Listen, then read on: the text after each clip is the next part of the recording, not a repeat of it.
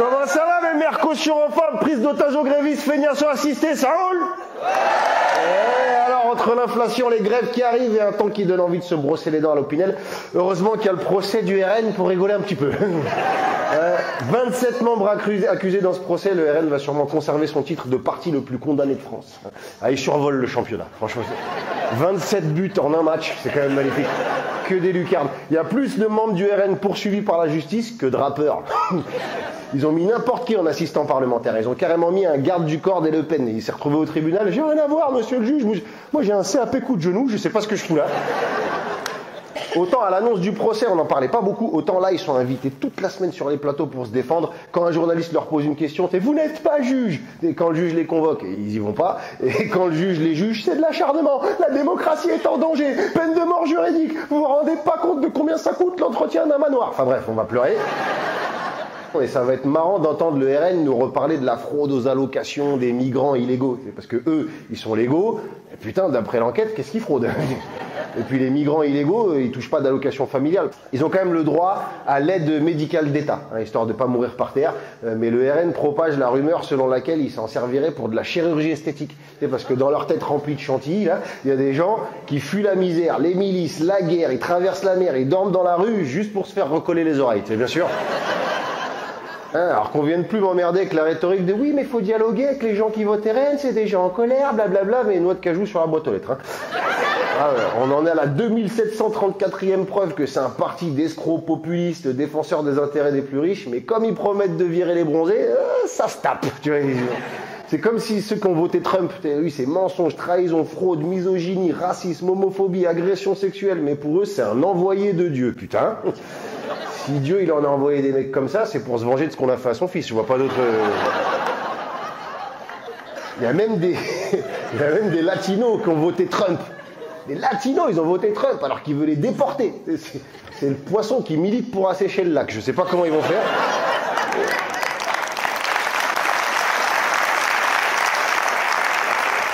Dans le gouvernement de Trump, tu as le ministre de la Santé qui criait au complot des nanopuces dans les vaccins. Et il va travailler avec Elon Musk qui veut mettre des nanopuces dans notre tête. C'est la première fois que je vois un complotiste participer au complot. C'est incroyable.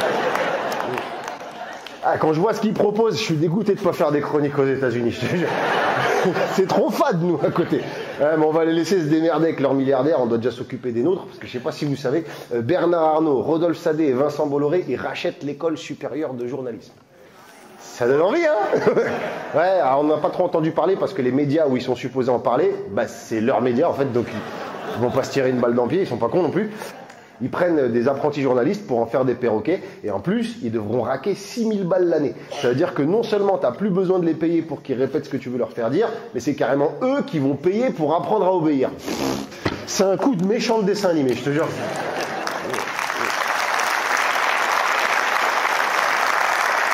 En fait, Sadet, Arnaud et Bolloré, tu sais, c'est Jaffar, Thanos et Voldemort qui rachètent Gulli. Non, attends, j'ai mieux. C'est Fourniret, Francis Holm et De Ligonnès qui ouvrent une maison d'hôtes. J'ai mieux. C'est Matzneff, Didi et Epstein qui organisent une colonie de vacances. Ah, j'ai pire. C'est Trump, Xi Jinping et Poutine qui décident de l'avenir du monde. Ouais, moins drôle.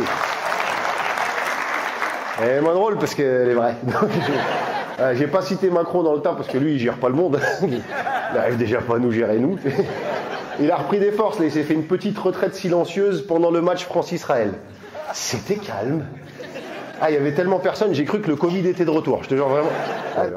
En parlant de virus, pardon, il y avait Hollande et Sarkozy à côté de Macron. Ouais, ils reviennent aussi, c'est des variants.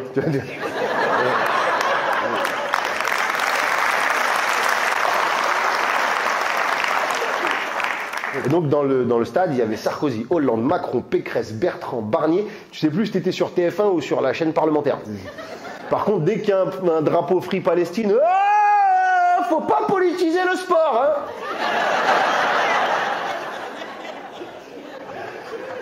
En parlant de gens qui veulent politiser les trucs, il y en a, ils sont en train de politiser les tracteurs, là. Et les agriculteurs, ils reviennent. Ça y est, ils reviennent. Ouais. Allez, attends, l'année dernière, ils ont envoyé de la merde sur un commissariat, ils ont fait exploser un bâtiment de la direction de l'environnement. Je sais pas ce qu'ils nous réservent pour la saison 2. Et là, ça va être pas mal, ils vont peut-être faire exploser un commissariat après leur avoir fait bouffer de la merde, je sais pas ce qu'ils vont faire. C'est plus le même casting en face, c'est plus le même ministre. Celui qui a fait les promesses, il est déjà plus là. Et ils sont énervés parce que Macron, il n'a pas tenu les promesses. Qui aurait pu prédire?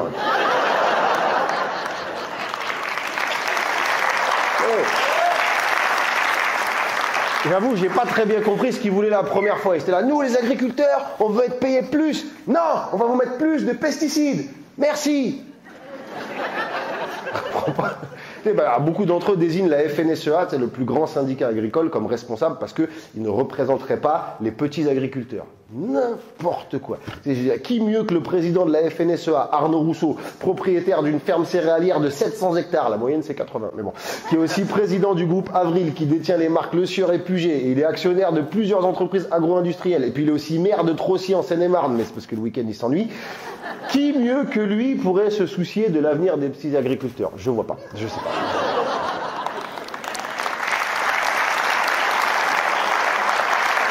Alors, oui, il faut soutenir les agriculteurs, les petits en particulier, mais entre la FNSEA et ceux qui prenaient des selfies avec Bardella au salon de l'agriculture, je sais plus trop qui faut soutenir. C'est quand même tendu de soutenir des gens qui voudraient me foutre dehors. Faudrait pas me prendre pour un latino-américain non plus. Mediapart.